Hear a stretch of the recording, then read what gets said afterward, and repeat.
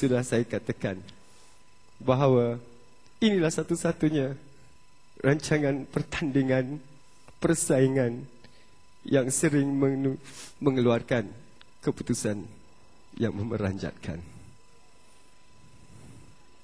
Dan pelajar yang akan meninggalkan Akademi Fantasia kali ini adalah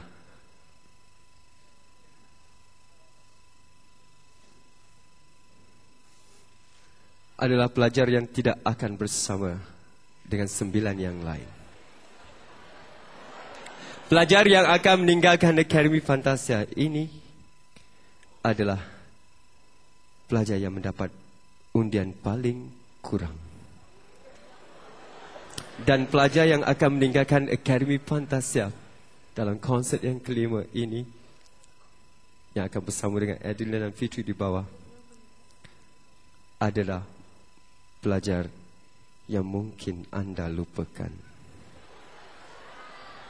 Dan pelajar itu adalah pelajar lelaki.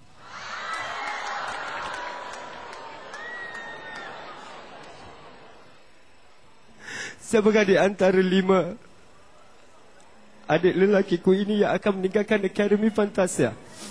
Adakah Adam? Adakah Bob? Adakah Anding? Adakah Khair? Adakah Zahid? Anda mungkin menjerit, tetapi jeritlah sekuat mana pun, keputusan telah dilakukan. Kita ucapkan selamat jalan kepada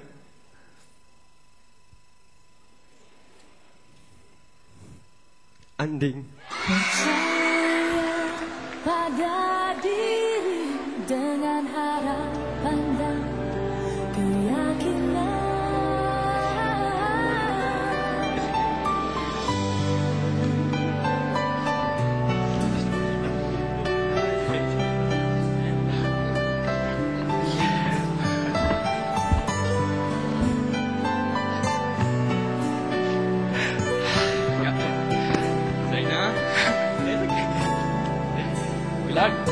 Okay, you're the best. Alright. Please, Anding, I know you're a struggle. pelajar berasal dari Sarawak, mempunyai cita-cita yang tinggi untuk menjadi penghibur yang berjaya. Jangan beri malu F2. Kini Anding merupakan pelajar yang seterusnya yang akan meninggalkan Akademi Fantasia.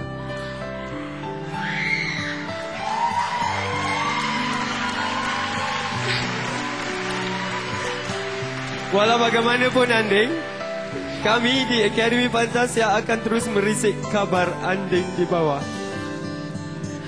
Okey Anding, ucapkan selamat tinggal kepada rakan-rakan Semua, don't be sad please. Bob, baca surat dengan happy, please. Surat tu tak ada unsur-unsur kesedihan. Semua happy. Everybody, apa je. Kayak ada everybody. Hah? Satu perkataan. What? Abang buat tak seronok. It's okay, be strong, be strong. I know you guys are the best, okay? Just good luck and please do the best, okay? I know you guys can do it. I believe in you guys. Please.